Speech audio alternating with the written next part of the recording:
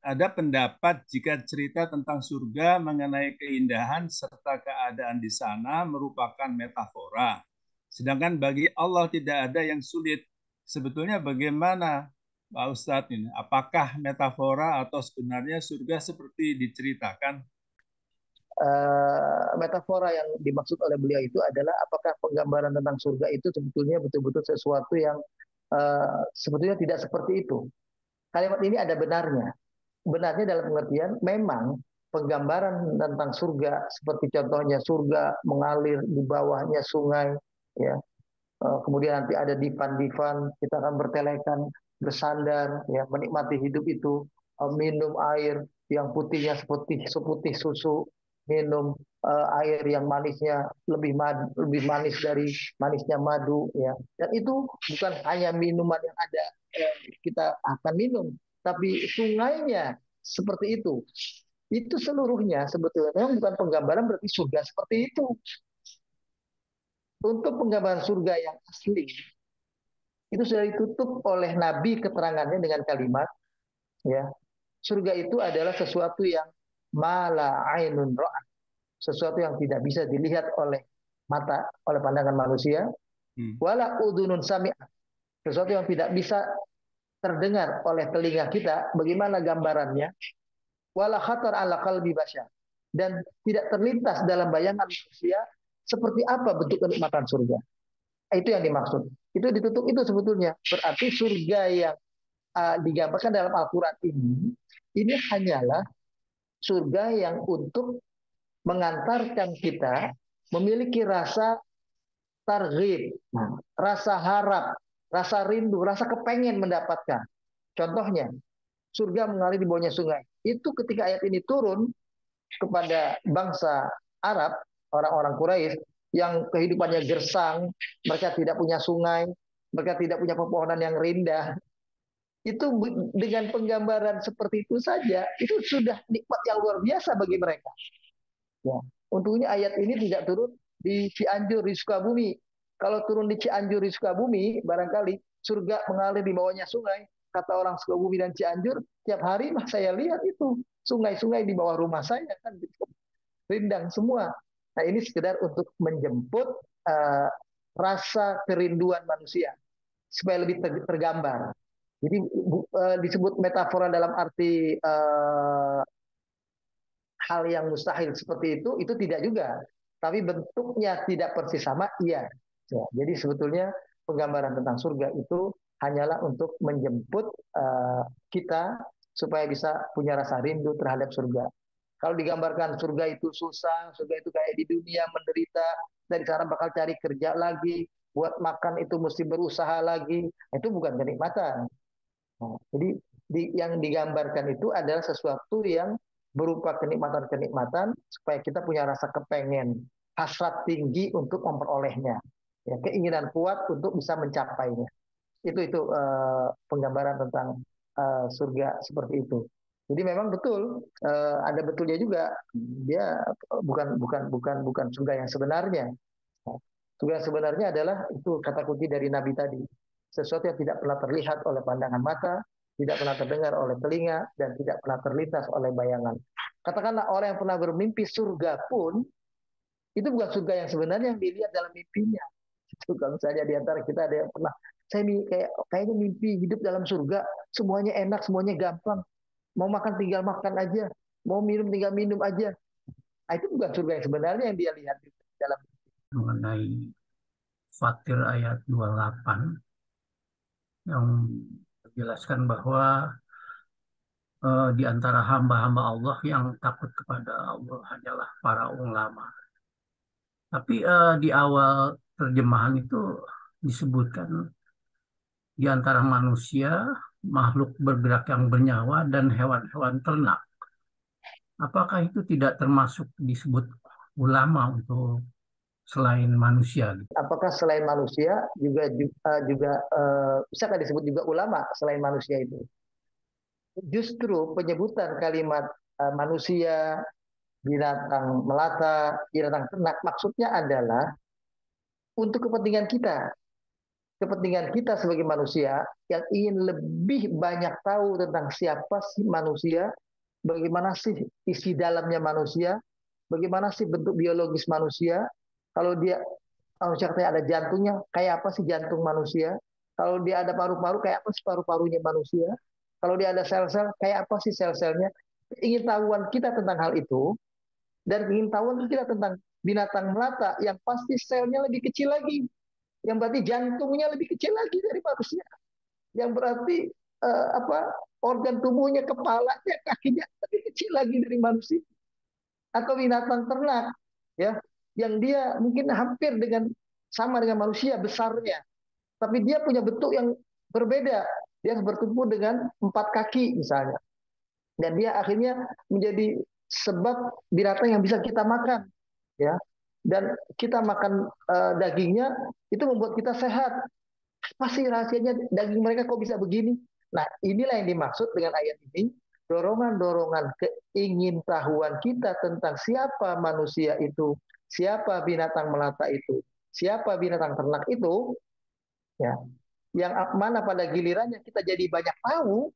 Nah, kebanyaktauan kita tentang manusia, tentang binatang-binatang itu, itulah yang mengantarkan kita kepada memiliki rasa takut yang semakin besar kepada Allah. Makanya orang yang berilmu itulah yang lebih banyak, lebih takut kepada Allah daripada orang yang tidak berilmu. Karena kalau yang tidak berilmu ya dia taunya ya, ya Allah, Allah yang pokoknya kita harus sholat, kita sujud.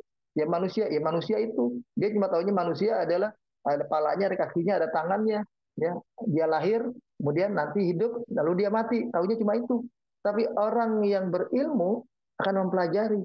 Kayak contoh kita manusia, kok kita apa namanya bisa ada yang cocok hidup di panas suhu sekian, ada yang manusia yang kuat di suhu panas yang sekian yang lebih panas lagi. Kok akhirnya ada manusia yang kulitnya hitam, kok ada yang manusia kulitnya sawang matang kayak kita, ada yang putih, ada yang kekuning-kuningan misalnya. Nah itu akhirnya mendorong manusia ingin mempelajari. Nah itu begitu. Jadi sebetulnya yang menjadi tujuan pembicaraan ayat ini adalah kita manusia, itu Pak Bagian. Ya, objeknya adalah kita sendiri manusia, ya binatang melata dan binatang ternak, serta air hujan yang tadi membuka buah-buahan. Makanya pengertian ulama di sini bukanlah ulama fikih saja, tapi ulama-ulama bidang ilmu yang lain, termasuk ulama-ulama yang mengkaji tentang kemanusiaan, tentang kebinatangan tadi, tentang fenomena alam tadi semuanya. Itu yang para ilmuwan yang memiliki pengetahuan ke arah itulah yang membuat mereka akan semakin besar takutnya kepada Allah. Nah, jadi kalau kita ingin menumbuhkan rasa takut kita kepada Allah, salah satunya adalah banyak membaca, banyak mencari tahu. Ya katakanlah sekali-kali ya, tahu juga tentang kayak apa sih bentuk makanan kita kalau kita makan, setelah itu dalam perut. Nah, kita ingin tahu kok Allah menciptakan sedemikian rupa masuknya satu lubang yaitu mulut, ya, tapi keluarnya di 2 lubang, ada depan ada belakang. Ini kan sesuatu yang mestinya membuat kita terangsang untuk ingin berpikir kenapa harus ada 2. Oh, yang satu ternyata keluar cairan, yang satu keluar dalam bentuk yang katakanlah agak berbentuk begitu. Nah itu yang cairan lebih sering keluar daripada yang ini tadi. Nah itu kedua-duanya kenapa ada jalan keluar yang berbeda? Nah, ini semuanya kalau orang yang rasa ingin tahunya dalam atau tinggi, itu pasti bikin dia penasaran itu, pengen tahu, pengen tahu. Dan kalau dia sudah dapat pengetahuan itu, maka dia akan ketemu bahwasanya ini luar biasa, penciptaan manusia penuh dengan keteraturan, nggak main-main. Kok sel bisa begitu? Kalau dimasukin obat, ya sel itu sedemikian rupa itu kayak ada perang di dalam tubuh manusia. Pasukan yang tadi pengaruh obat dengan pasukan yang pengaruh virus atau pengaruh bakteri. Nah, itu berperang dan akhirnya siapa yang menang. Nah, ketika sebelum menang, demam terjadi. Karena kenapa? Karena lagi perang di dalam tubuh manusia. Makanya orang tuh ada rasa, ada panas, ada apa, itu karena lagi perang. Awalnya perang itu perang tidak seimbang. Perang sel-sel tubuh kita sendiri dengan bakteri atau virus yang menyerang. karena bakteri dan virusnya lebih besar, nah, kita jadi demam. Demam itu sinyal sebenarnya buat kita, kamu lagi sakit ini. Nah, coba cari tahu, ya, karena di dalam perlu pertolongan sel-sel itu. Nah, itulah kita akhirnya minum obat atau kita melakukan segala ikhtiar untuk pengobatan agar dapat kesembuhan. Karena yang di dalam ini biar menang melawan bakteri, melawan virus yang masuk ke dalam tubuh. Nah, ini bagi orang yang berpengetahuan itu akan membuat mereka semakin kagum dengan penciptaan Allah, Zat yang Maha Agung, Maha Besar. Itu begitu. Wallahu a'lam. Ini kaitannya dengan ayat 26 mengenai orang kemudian aku asap orang-orang yang kafir. Maka lihatlah bagaimana akibat kemurkaanku, Allah.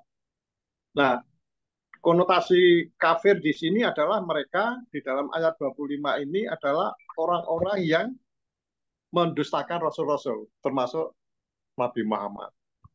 Nah, ini kaitannya kalau mereka adalah orang Muslim, ya, tapi dia konotasi mendustakan ini kalau dia tidak mensyukuri nikmat-nikmat yang diberikan Allah, apakah ini termasuk golongan yang mendustakan, enggak, Ustaz? Sehingga orangnya ke arah kafir juga. Ya. Penjelasannya. Memang benar, dalam konteks ayat ini, itu yang dijelaskan adalah orang kafir. Karena bentuk azabnya, azab yang membuat mereka akhirnya mati dalam kekafiran mereka. Tapi buat kita orang beriman, yang ada perbuatan kesalahan dan dosanya, betul, bahwa terkadang orang ini juga harus dapat, kayak kita bilangnya sentilan begitu, hukuman awal supaya menyadarkan orang itu. Nah, kalau buat orang beriman, itu sebetulnya berbagai macam cara Allah mengingatkan orang itu. Ada yang dikirim sinyalnya dalam bentuk orang itu jatuh sakit, orang itu dalam bentuk ada musibah kecil, ya katakanlah jatuh tersandung, ya katakanlah dia mau berangkat ke kantor, semua sudah siap mobilnya, tiba-tiba ada kecelakaan atau bannya kempes misalnya, jadi dia tidak bisa mencapai tujuannya, mau pergi kemana misalnya, maksud saya. Nah, itu semua adalah bentuk cara Allah menghukum orang itu, ya, karena di orang itu ini orang beriman. Hukuman buat orang beriman bukan hukuman yang bersifat azab yang mematikan, tapi berupa azab, atau kalau boleh dibahasakan azab juga, adalah azab yang menyadarkan dia. Justru kalau ada orang beriman, ya, sekarang ini menderita banyak, sakit, ya, susah, miskin terus hidupnya misalnya, itu adalah tanda Allah sayang dia. Itu dalam sebuah hadis dikatakan, idza aradallahu bi'abdihi khairan, ya, ibtalahu. Kalau Allah menghendaki kebaikan pada seseorang, itu diberikan ujian. Dalam hadis yang lain dikatakan itu, idza aradallahu bi'abdihi khairan ajjala lahul uqubah. Kalau Allah menghendaki kebaikan pada seseorang, hukumannya itu disegerakan oleh Allah. Disegerakan di dunia. Sebelum dia mati, dia dapat penyakit, dia dapat musibah, dia dapat kesulitan-kesulitan hidup. Yang kemudian kalau dia adalah orang beriman, membuat dia sadar, dia insaf, dia istighfar, dia bertaubat. Maka hukuman atas kesalahan dan dosa-dosanya di masa lalu menjadi sudah selesai dan hapus. Di akhirat dia sudah tidak lagi menemukan kesalahan dan dosanya, itu akan mendapatkan hukuman dari Allah. Itu justru karena Allah sayang. Kalau Allah tidak sayang, bagaimana kepada orang kafir? Ya, itu dia punya kesalahan dan dosa, tapi dia selamat-selamat saja, tenang aja hidupnya, tetap nyaman, tidak menderita, nggak susah. Justru yang seperti ini, kalau orang itu adalah orang yang durhaka, orang yang berdosa, orang beriman, orang yang berdosa, tapi tenang hidupnya, nyaman saja, nggak ada apa-apa, orang ini harus berhati-hati. Jangan-jangan Allah sedang akumulasi kesalahan dan dosanya, dikumpulkan untuk nanti di akhirat itulah baru orang itu akan mendapatkan azab itu sendiri. Tentu saja kita tidak berharap itu yang terjadi pada diri kita. Ya, jadi buat kita orang beriman, ya, hal yang semacam itu sifatnya bukan azab yang mematikan. Nah, dalam konteks ayat ini itu adalah tentang orang kafir yang azab itu adalah hukuman yang mematikan. Dan hukuman yang mematikan buat orang kafir itu dapat 2 kali. Di dunia mereka dapat mati, ya, mereka dapat azab, penderitaan. Nanti di akhirat mereka masih akan dapat ini. Tapi kalau orang beriman, Allah hukum di dunia, dia hanya hukuman dunia. Setelah itu di akhirat orang itu sudah akan terselamatkan. Dia tidak akan mendapatkan azab lagi di akhirat. Itu karena orang itu sudah menyadari kesalahannya di masa lalu, bertobat, ya, minta ampun kepada Allah, maka orang itu Allah berikan penderitaan itu saat itu. Dan ini ada keterangan hadis Nabi juga mengatakan kalau kok ada orang yang beriman tapi penderitaannya begitu banyak, begitu besar. Ada hadis yang mengatakan inna idhamal jaza ma'a idhamil bala. Sesungguhnya pahala yang besar yang akan diperoleh oleh seseorang yang beriman itu diserupakan dengan musibah yang dia alami besar kecilnya juga. Fa innallaha idza habba qauman ibtalahu. Karena Allah apabila sedang mencintai satu kaum itu diberikan ujian. Makin besar ujiannya, makin besar pahala yang akan dia terima. Ya. Faman radiya falahu ridha. Siapa yang ridho dengan ketetapan Allah, dia dapat penderitaan, dia dapat kesusahan hidup sekarang ini, maka kalau dia ridho dengan penderitaan itu, pahala Allah telah menunggu kepada dia. Sebaliknya waman sakhita falahu sukhtu. Kalau siapa yang ngedumel, membenci, marah, kok saya mulu yang kena, padahal saya sudah taubat, saya sudah berbuat baik, saya sudah beramal soleh, tapi saya dapat penderitaan melulu, hilang ini, hilang itu, ya, kebakaran, musibah ini, musibah itu, sakit yang tidak sembuh-sembuh. Nah, orang yang mengeluh seperti ini, seolah mengutuk keputusan Allah, seolah berprasangka buruk kepada ketetapan Allah, orang ini pun juga akan mendapatkan kemurkaan Allah Subhanahu wa taala. Kalau hadis yang tadi yang saya sampaikan itu, idza aradallahu bi 'abdihil khaira ajjala lahul 'uqubah fid dunya, ya. Apabila Allah menghendaki kebaikan pada seseorang, Allah menyegerakan kepadanya hukumannya di dunia supaya nanti di akhirat dia tidak dapat hukuman lagi. Wa idza aradallahu bi 'abdihi syarra amsaka anhu bidzanbihi hatta yuwafa bihi yaumal qiyamah. Sementara orang-orang yang Allah kehendaki keburukan pada diri orang itu, dia berbuat dosa tapi nggak langsung dihukum. Ini malah hal yang buruk. Itu seperti Allah genggam, ya, kesalahan dan dosanya untuk dikumpulkan dan nanti baru dibalas waktu mereka di akhirat. Nanti orang itu akan masuk ke dalam siksa api neraka. A'udzubillahi min dzalik. Artinya masih ada hukuman di akhirat, walaupun nantinya kalau dia orang muslim akan Allah keluarkan masuk ke dalam surga.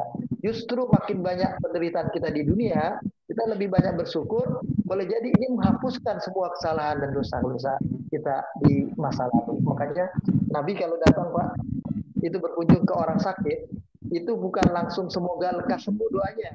Kalau Nabi, kita aja yang selalu kalau orang sakit datang kita bilang semoga lekas sembuh. Kalau Nabi mengatakan ini dulu, la ba'sa tahurun insyaallah. Enggak apa-apa, penyakit ini membersihkan insyaallah. Maksudnya mensucikan, membersihkan kesalahan dan dosa kita di masa lalu. Ingat dulu masih SMA, udah akil balik kita belum sholat, padahal sudah wajib sholat, misalnya 5 waktu. Berapa kali kita tidak sholat dari SMA sampai kuliah misalnya. Nah itu kan mestinya dihukum. Nah kalau nggak dihukum di dunia, hukumannya nanti di akhirat. Nah kalau sekarang kita dapat penderitaan, dapat kesulitan-kesulitan, itu adalah cara Allah memberikan kebaikan kepada kita melalui hukuman yang diberikannya, disegerakan di dunia ini. Mudah-mudahan seperti itu. Dan di akhir ayat ketiga itu akan bertanya, bagaimana kamu bisa dipalingkan padahal sudah mengetahui rezeki segala sesuatunya dari Allah. Nah kayaknya jawabannya di ayat ini ya Pak ya. Karena disebutkan di sini ibadi. Jadi apa? Hanya menjadi hamba Allah di sini Pak. Sebelum rasa takut itu muncul. Mohon penjelasannya Pak. Begini. Kalau ayat ketiga, ya ayuhan nas, udhkuru ni'matallahi 'alaikum, wahai manusia, ingatlah nikmat Allah yang telah Allah karuniakan kepada kalian semua. Hal min khaliqin ghairullahi yarzuqukum minas sama'i wal ard. Apakah ada pencipta selain Allah yang dapat memberikan rezeki kepada kalian untuk hidup nyaman, enak di dunia ini, ya, di rezeki yang dari langit, dari bumi maksudnya. La ilaha illahu fa anna tu'fakun. Tidak ada Tuhan selain Dia. Mengapa kalian bisa dipalingkan? Nah, bisa dipalingkan yang dimaksud di sini adalah kok bisanya kalian selama ini yang kasih makan kalian Allah, yang kasih rezeki kalian Allah, yang kasih kalian bisa bangun tidur langsung merasakan oksigen udara yang menyehatkan itu Allah. Yang kasih kalian rezeki, kalian bekerja mencari nafkah, ada hasilnya itu, ada gajinya itu, ada bonusnya itu, ada, katakan kalau orang berbisnis, ada keuntungannya itu kan Allah yang mengizinkan terjadinya. Kenapa kalian percayanya kepada selain Allah? Maksudnya, kenapa kalian bisa dipalingkan dari seharusnya kalian bersyukur kepada Allah dengan sujud kepada Allah. Kalian tahu Allah yang memberi, tapi kalian berterima kasih kepada yang lain. Nah, itu kan namanya orang yang tidak tahu terima kasih kepada yang memberi. Padahal dia tahu. Nah, inilah pengetahuan ini yang hubungannya dengan ayat yang tadi. Innama yakhsyallaha min ibadi ulama. Itu boleh. Bisa dihubungkan. Orang itu tahu, ya, bahwa yang memberikan rezeki itu adalah Allah, dan selain Allah tidak memberikan apapun kepada dia. Karena dia tahu yang lain tidak memberikan apapun kepada dia, orang ini dengan kesadarannya, maka dia sujud kepada Allah dengan benar. Karena dia tahu semua ini Allah yang mengizinkan terjadinya buat dia. Sementara ada orang-orang kafir, atau orang-orang beriman tapi yang durhaka, ya, itu adalah orang-orang yang tidak sampai kepada pemahaman yang baik tentang Allah yang memberikan rezeki kepada mereka, ya, tapi mereka tidak membalasnya dengan bersyukur melalui ibadah dan sujud kepada Allah itu. Mereka malah sujud dan ibadah kepada selain Allah. Padahal ketika mereka datang ke selain Allah itu, katakanlah minta petunjuk kepada dukun, minta petunjuk kepada roh-roh halus, minta petunjuk kepada apa yang disebut dengan tempat-tempat keramat yang situ banyak dikatakan ada kekuatan-kekuatan yang bisa memberikan jawaban. Kekuatan-kekuatan itu bukan dia yang beri kita makan, bukan dia yang beri kita rezeki. Nah, kita kan tahu itu. Nah, itu begitu. Tapi ada orang yang tahu itu seperti itu, tapi tetap tidak mau sujud. Itu maksudnya, kok bisa dipalingkan ya kalian? Nah, pada hakikatnya semua orang tahu bahwa yang beri rezeki itu Allah, selain Allah tidak bisa memberi rezeki. Pada hakikatnya, semua orang akan tahu. Tetapi persoalannya adalah ada orang yang dengan pengetahuannya itu membuat dia bersyukur dan dia sujud beribadah kepada Allah. Ada orang yang dia tahu itu, tapi dia tidak bersyukur kepada Allah, dia tidak sujud, tidak beribadah kepada Allah, karena ya mungkin kesombongan dirinya, karena dia orang-orang yang merasa percaya diri dengan kemampuannya, dia merasa hasil yang dia capai itu adalah hasil yang sesuai dengan kemampuannya bekerja, kemampuannya berbisnis, kemampuannya berdagang, maka keuntungannya semua itu adalah layak dia terima, karena saya orang hebat, saya orang pinter, saya orang yang pandailah dalam bidang itu, sehingga punya kekayaan-kekayaan semacam itu. Nah, orang yang beriman tidak begitu, dia mengembalikan semua itu kepada Allah. Memahami rezeki dari Allah itu kan diturunkan air dari langit sama kemudian tumbuh-tumbuhan. Mungkin karena Ya. kita bukan petani kali Pak, jadi nggak merasakan bahwa itu dari Allah. Yang berat itu ini Pak, kalau air ditumbuhkan ke bumi, terus tumbuhan macam-macam bisa muncul. Padahal kita berpikiran kalau di padang pasir mana ada tumbuhan kan Pak?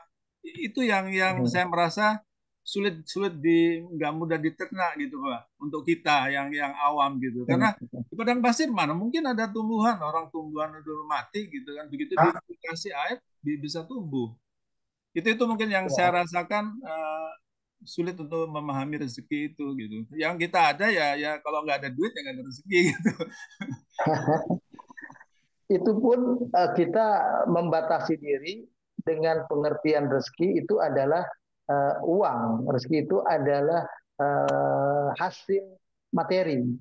Padahal rezeki itu juga bentuknya adalah dalam bentuk badan yang sehat. Kita sehat itu kan sesuatu yang sangat berharga dan mahal kalau kita renungkan. Keseharian aja. Ada orang yang bangun tidur, itu tidak mudah bangun. Dia bangun tidur, di sininya pegel. Pinggangnya itu berat. Encok atau apa begitu. Itu sudah sesuatu yang kalau buat orang itu nggak nikmat.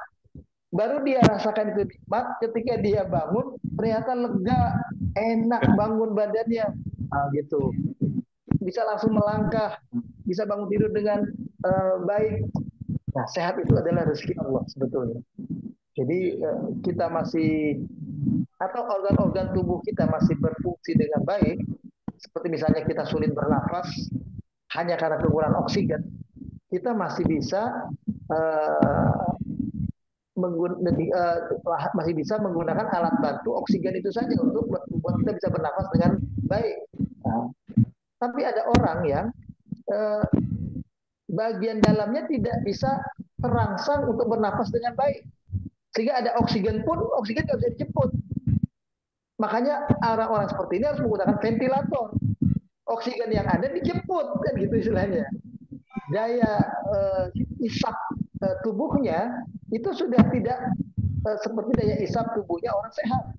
Ya, orang yang sakit tapi masih ada sehat organ dalamnya, itu masih cukup dengan oksigen saja diberikan, dia bisa bernafas dengan lega. Tapi ada orang yang kayak di waktu COVID tempoh hari kan banyak orang yang kekurangan ventilator itu karena orang itu sudah rusak organ dalamnya. Kekuatan isapnya, daya isapnya udah kurang. Dan daya isapnya kurang, dia pakai ventilator, pakai selang kan gitu supaya bisa menjemput oksigen yang masuk ke dalam tubuhnya. Sebetulnya kekurangan oksigen. Nah, itu begitu. Kita ngitung oksigen aja kalau kita hitung mahal kan, itu ada yang pernah ngitung-ngitung itu katanya. Iya, Oksigen berapa ribu itu yang kecil. Kita betul yang kecil. Yang Dan kecil. itu kita ke apotek aja Emergency. berapa? Kita ngirim oksigen selama ini dengan gratis ya kan gitu semuanya. Nah, itu kan rezeki Allah.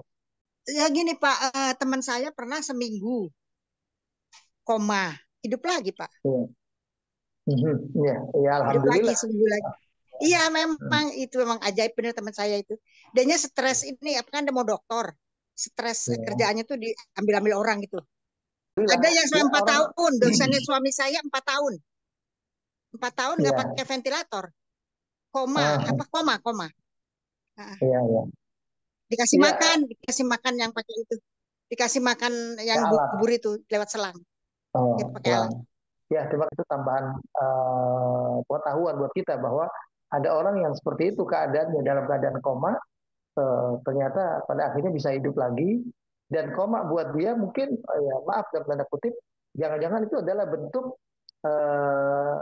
cara Allah menghukum orang itu sementara karena orang itu mungkin punya kesalahan di masa lalu dan akhirnya dia diberi oleh Allah kesempatan lagi untuk hidup. Karena kalau dengan dia hidup, dia berkesempatan untuk istighfar dan bertaubat, bisa sujud lagi yang lebih baik, bisa berbuat amal soleh lagi yang lebih baik. Allah masih sayang dengan orang itu. Kalau ada orang yang koma, setelah koma langsung wafat, nah itu urusannya dengan Allah. Kita tidak tahu apakah komanya itu adalah bahagian dari cara Allah menyembuhkan dia, dan dia berkesempatan ketika sedang sakit itu masih ada kesadarannya sedikit, dia tetap minta ampun kepada Allah. Makanya yang disebut dengan taubat itu adalah innama yaqbalu taubatal abdi ma lam yughargir. Dalam dua hadis dikatakan begitu. Allah menerima taubat seseorang selama belum nyawanya itu di tenggorokan. Maksudnya adalah pengertian ini dalam sebuah hadis itu para ulama mengatakan seseorang yang masih ada kesadarannya, daya ingatnya, dan dia mungkin nggak bisa mengucap, tapi pikirannya ada. Ya Allah ampuni aku dalam bayangannya itu. Ya Allah derita penyakitnya seperti ini semoga menjadi sebab Engkau mengampuni aku ya Allah. Aku mohon ampunanmu ya Allah. Kata-kata yang seperti itu yang membuat orang ini insya Allah bisa masuk ke dalam surga. Karena dia diterima oleh Allah taubatnya walaupun dalam bentuk pikiran. Makanya ketika orang itu masih bisa bergerak, ya dia harus sholat. Ya, ketika bisa bergerak, katakanlah hanya bergerak mengedipkan mata, dia sholat dengan kedipan mata. Kalau dia hanya, masih bisa bergerak dengan kesadarannya, tapi mata udah nggak bisa berkedip, tapi masih bisa begini-begini, goyang-goyang kepala, goyang kepalanya itulah sholatnya. Sholat itu tidak boleh ditinggalkan sampai kapanpun. Nah, baru ketika memang sudah nggak bisa menggerakkan semua, sudah betul-betul hilang kesadaran, ya kita tidak sholat. Nah, kalau sudah hilang kesadaran, kita pakai alat ventilator, makan sudah disuapin, tadi pakai lewat selang seperti itu. Ya, kalau makan lewat selang, tapi masih ada kesadaran dan dia bisa mengedipkan mata, bisa bergerak, dia masih wajib sholat. Sholat itu tetap wajib dilakukan ketika masih ada kesadaran. Karena itu tidak boleh ditinggalkan. Walaupun ada kemudahan-kemudahan, boleh dijama, boleh dikosor bagi orang yang sakit. Ya, karena buat mereka kan nggak bisa lagi berwudu, boleh tayamum, misalnya. Nah, semacam tayamum pun kalau dia nggak bisa, diwuduin, ditayamumkan sama saudaranya. Kita usapkan tangannya, usapkan wajahnya, itu. Kalau dia nggak bisa tayamum. Tapi kita tahu dia masih sadar. Yang jelas kita lihat dia masih ada respon. Nah, kalau itu masih ada respon, kita ajarin sholat itu. Tapi kalau sudah betul-betul, maka ketika dia sembuh, orang itu seperti mestinya dia harus lebih taat lagi itu dalam beragama, karena dia kayak orang dapat nyawa kedua.